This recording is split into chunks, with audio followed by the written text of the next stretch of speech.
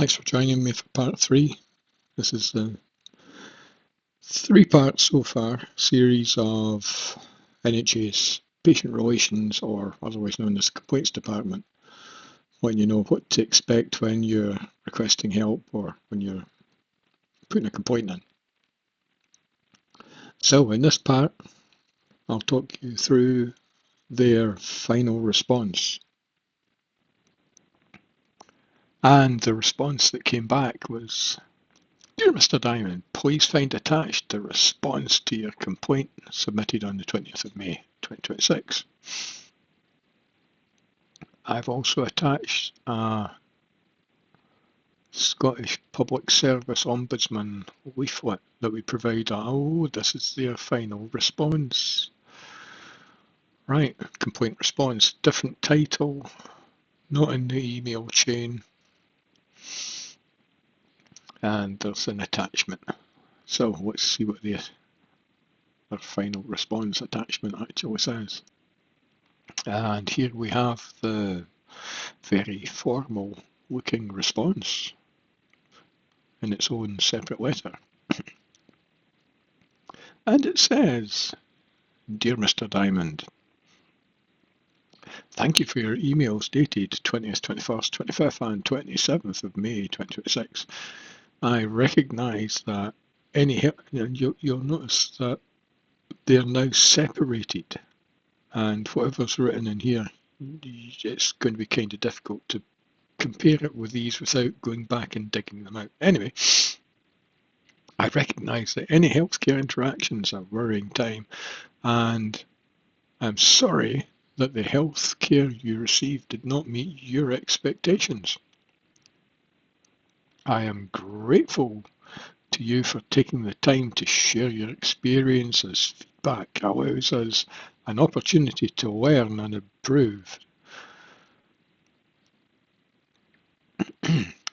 I have investigated the points of concern you've raised in your emails. Please be assured I have shared all of this information with the appropriate service.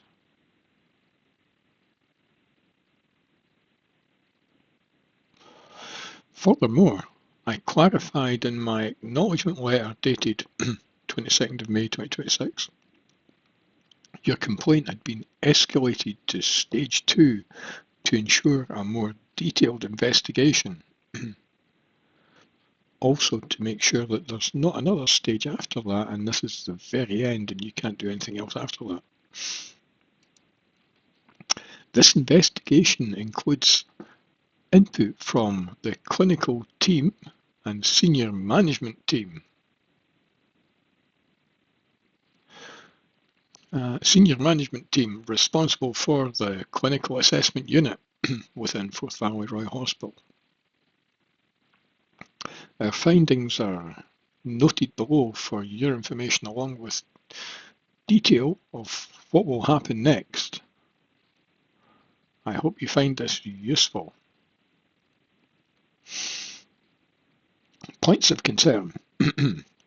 You reported a blood pressure condition. You have extremely variable blood pressure which fluctuates from dangerously high to critically low, causing fainting. This can occur multiple times daily, every day. That's pretty close to what I said. You report this condition as poorly managed and unresolved. It's still happening now. You state your GP has attempted to obtain support from NHS Forth Valley without success and subsequently arranged an admission to the clinical assessment unit to investigate your blood pressure. You state that, well, I stated that the acute assessment unit recorded in my clinical records my blood pressure is completely normal. They did. And should not prevent future procedure or assessments. Yet multiple procedures tests have been cancelled due to the dangerously high blood pressure. These include breathing on exertion test and an endoscopy. You report recently,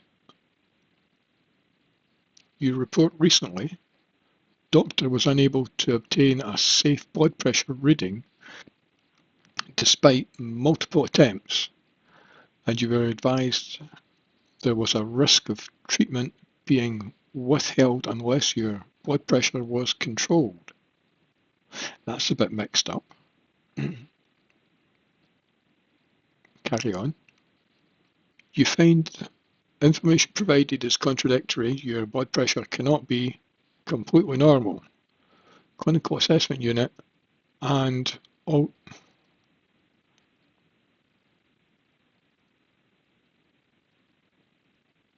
Okay, the wording of that's strange to me. And also unsafe enough to prevent procedures. I can't read that, I'll try again. You find information provided is contradictory. Your blood pressure cannot be completely normal, CAU, and also unsafe enough to prevent procedures, and this inconsistency is blocking access to further care. Why did they have to word it like that?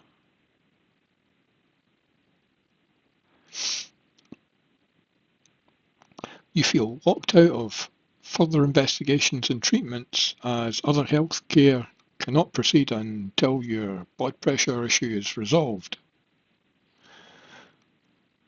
You request your medical records are corrected.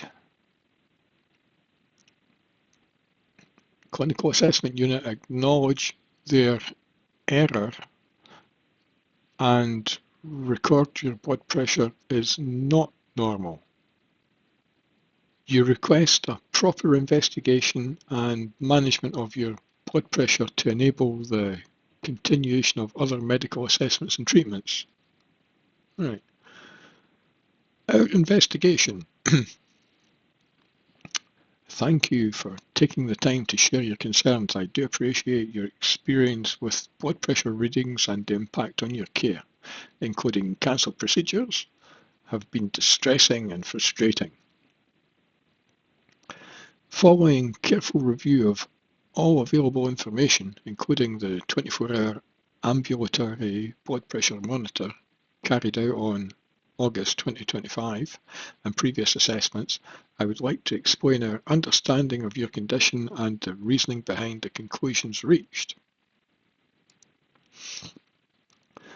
The result of your most recent 24-hour blood pressure monitoring showed your average blood pressure levels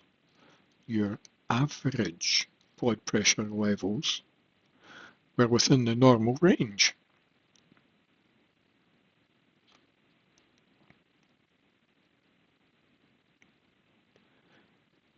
During the day, your average reading was 111/73, and overnight it reduced appropriately to an average of 91/54. I've got to stop it here. Back a second. Okay, sorry for the interruption. I just had to go and dig out the report from the 24-hour ambulatory blood pressure monitor. Okay, they're quoting the most recent one. This is the one in 2023, so the numbers are slightly different. But what they show is an average of the highest and the lowest, so they're all smoothed out. And they were saying the latest one showed a daytime average of 111/73. Here we have 125/78. Pretty close. It's not a lot in it. But in reality, it's a way up here, and then it's a way down there. And then it's up, and then it's down, then it's up, then it's down. Even during the night, it fluctuates a bit. 6 o'clock in the morning, cup of tea, brings it down, and then we're working up to breakfast time, just the back of 8, get some food, and then whoa, plummets. And then starts to ease off a bit, and then midday, get some food, plummet. And then on into the evening, that's taking off by then. It's the same thing over and over again. Get some food, it plummets. Get some food, it plummets. This is normal. On average, maybe. But we can't count the average. That's just being... You see how they're twisting things? So they continue on by saying, these findings are reassuring.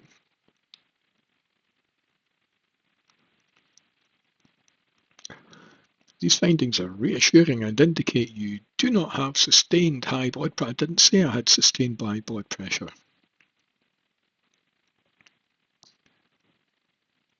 What I said was extremely variable.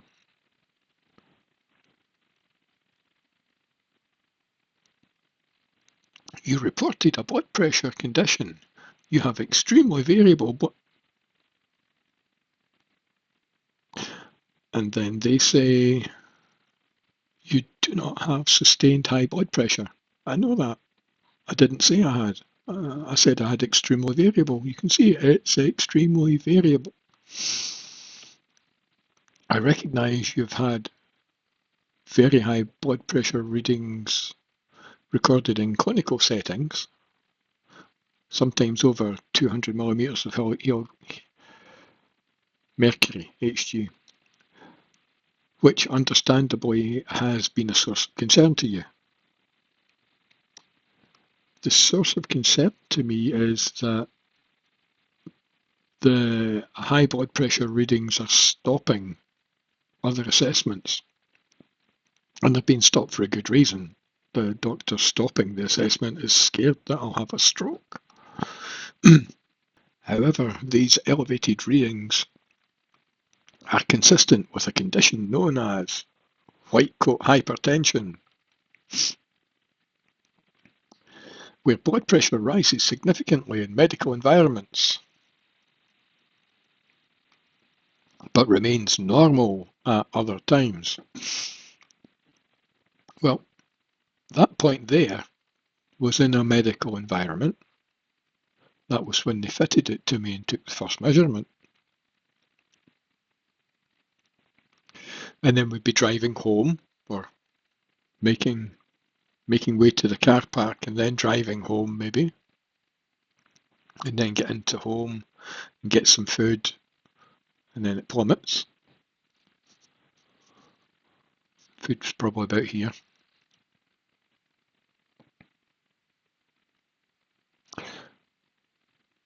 None of these highs, that one, above 200, was not in a medical environment. That was at home. That was just after I woke up. My alarm goes off at 5:15. And I'll have had a cup of tea and started work at 7 a.m. and just getting on with work. But this is building up until I get some food, and then it plummets. And then it builds up again until midday and I get some food and it plummets. There's no one serving food in white coats here. This pattern has also been seen in your home reading, where no one has white coats, which you have monitored closely. Which show considerable variability. It's important to highlight this conclusion is consistent with the detailed investigations you underwent with the endocrinology team, where they didn't find a cause for my wildly varying blood pressure. At that time, you had a full assessment including the CT scan, echocardiogram, blood tests assessing hormone and steroid levels, and a 24-hour blood pressure monitor. All of those results were normal. This being one of them, which is normal, leading to the same conclusion that your blood pressure is not persistently elevated.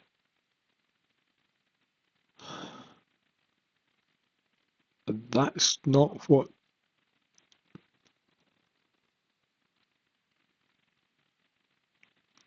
back a minute. Okay then, back again. Apologies for jumping around, but I had to dig that letter out. Here we go, Dr. Rutledge, Department of Acute Medicine, the Acute Assessment Unit, AAU. Back in September 2025, she said, "Dear Mr. Diamond, many thanks for returning to hospital for your 24-hour blood pressure monitor, which was done in the middle of August. This was this was completely normal." You can see that. This was completely normal. You also had a 24-hour blood pressure monitor at the time, which was normal. This acute medicine consider as normal. If you had a 24-hour measurement, did it look like that, or was it all stuck away up the top? You tend to develop very low blood pressure whenever you take medication for high blood pressure.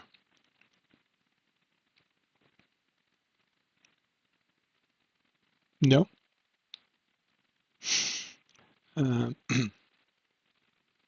It's after every meal. But without investigating that, they won't know the answer. We can be reassured that you simply have severe white coat hypertension. This does explain why your body cannot tolerate high blood pressure medication. Rather than reducing your blood pressure to normal, it will reduce an already normal blood pressure to be far too low. Your results are reassuring, and it's my view that a high blood pressure recorded in, for example, a preoperative clinic environment should not lead to a procedure being cancelled for you. This letter will be uploaded into your electronic medical records, where it will be available for your clinical teams to view in the future. And after that got put in place, I requested the breathing on exertion test to be repeated, and they did. They set it up really quickly, and they checked my blood pressure before the assessment went ahead, and they tried different things, and they tried more different things, and no. Their protocol says when the blood pressure is above a certain level, no, you can't do it because the assessment will cause the blood pressure to increase by even more. So that statement is useless. Anyway, that was how that one finished. Back to the complaint. The complaints department was saying your recent assessment by Dr. Rutledge effectively represents a further review of your condition and has reached the same conclusion as to the earlier specialist opinion. This consistency across multiple assessments is reassuring. I don't know who it's reassuring to. It's not reassuring to me. We are also mindful of your experience with blood pressure medications. As you have described, these treatments have led to episodes of low blood pressure and symptoms that make you feel unwell. This is in keeping with the fact your average blood pressure is already within the normal range, meaning that such medication can lower it too much and cause harm rather than benefit. For this reason, there is no current indication to prescribe antihypertensive medication, except cardiology have just prescribed antihypertensive medication to help with an arrhythmia. You mentioned you would like your medical records to be corrected to reflect an error was made, particularly in relation to letter dated September 2025. They've not provided a copy of the letter dated September 2025, so I'm not completely sure what one they're talking about without going and looking it up, and I'm not going to do that just now. Please be assured this has been reviewed in great detail, and no evidence the conclusions recorded at that time were incorrect. They reflect an appropriate interpretation of your test results, which are supported by the investigations you previously had in 2023. These have now been reviewed by a further consultant. These have now been reviewed by a further consultant within the department who has agreed the conclusions reached and communicated in letter dated, I'll have to look that up, but I'm not going to pull it out just now, where appropriate. We understand, however, you may feel differently about this interpretation. If you would like an independent second opinion, you would of course be entitled to arrange this. By doing what? In what department? So on paper, it sounds like they're being very compliant and agreeable, but in reality, none of this is going to happen. For completeness, we've also considered your more recent care. We note you have since been assessed by cardiology and diagnosed with supraventricular tachycardia. From the information available, this appears to relate to separate, more recent symptoms and is not directly linked to the blood pressure concerns raised in your complaint.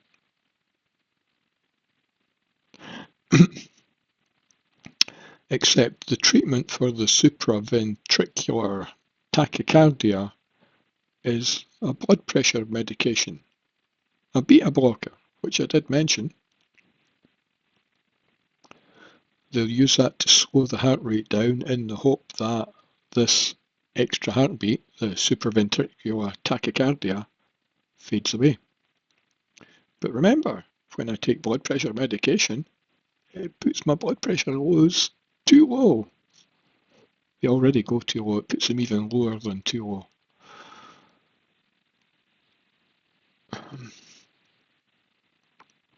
Did I read this bit? From the information available, this appears to written there. I've read that part. You're currently under the care of the cardiology team for this. I've had a wearable heart rate monitor. I wore that for 1 month. I've not been seen by anybody in cardiology. I've had a letter from someone in cardiology who said, we're going to try you on this beta blocker to see if it helps with the SVT. But I've not been seen by anybody in cardiology. We also recognise your concerns around the impact that high readings in clinical settings have on your care, particularly when procedures have been postponed.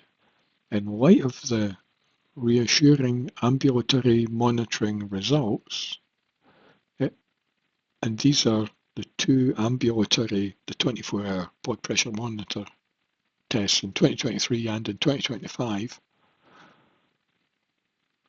These are the two ones that were done. They made a decision from that. They put a note in my record, but that note in my record doesn't apply. It's our view that isolated high readings in clinical environments should be interpreted with caution and should not, in isolation, lead to unnecessary cancellation of procedures. So they're quite happy in saying, yeah, even though your blood pressure's high when you appear, and it's extremely likely that your blood pressure will go much higher during the assessment, you should still get the assessment. What's a stroke between friends? I'm drifting off. This information has been clearly documented in your record, so other healthcare professionals involved in your care can take it into account, and they have, and they've said, I'm not listening to that, it's too dangerous, I'm not doing it. So it's still not helping. Please be assured, this is how they assure you. At present, there is no need for further hospital follow-up regarding your blood pressure. And your care can safely continue under your GP, who is struggling to control it because there's nothing they can do. They can give me medication to increase my blood pressure, they can give me medication to reduce it. They can't squeeze the highs and lows together into a much smoother response. However, should your symptoms change, get better, or you have ongoing concerns, more ongoing concerns, or the ongoing concerns that I've raised this, you can seek further review.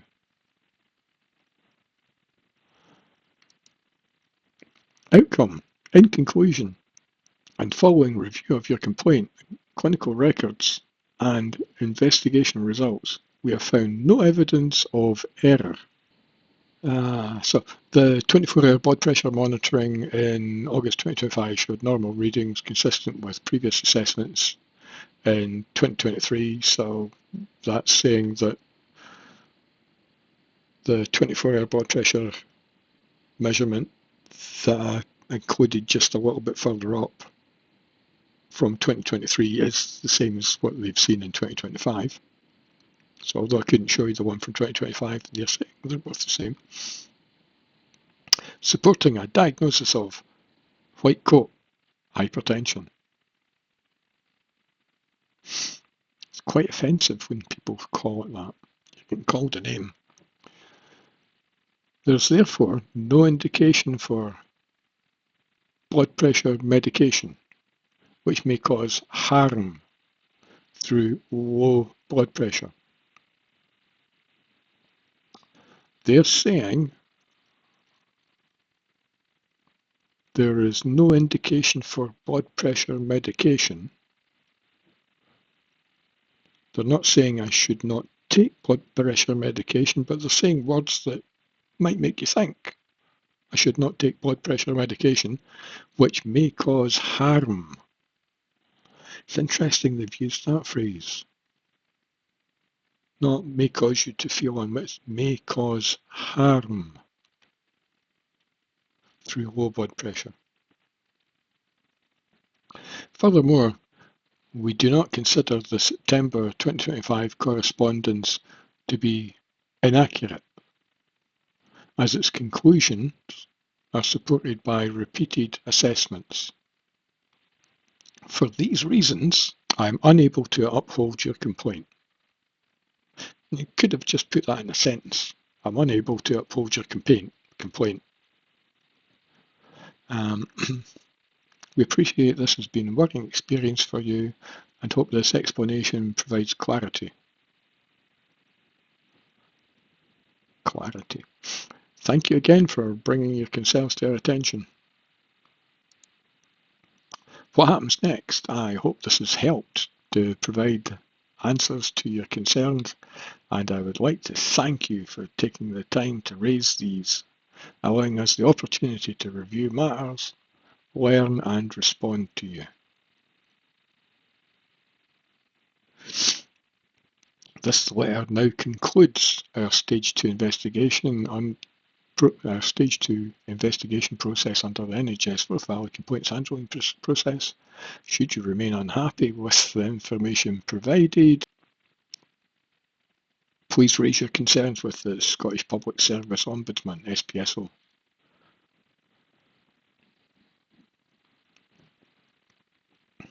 Don't come back. That's Dr. David Watson, I presume, Director of Nursing. So that's how their final response letter ended. If you have also had your final response letter and you feel, well, they didn't answer any of your concerns, didn't present any information or evidence to confirm or deny what had been mentioned previously, let me know. If you're about to embark on the same adventure yourself and you're maybe thinking twice, let me know. Have a word in the comments below. Let everyone else know. There will be a follow-up to this. I'll update my MSP to let them know where we've got to so far and to see what the next steps can be. So follow along.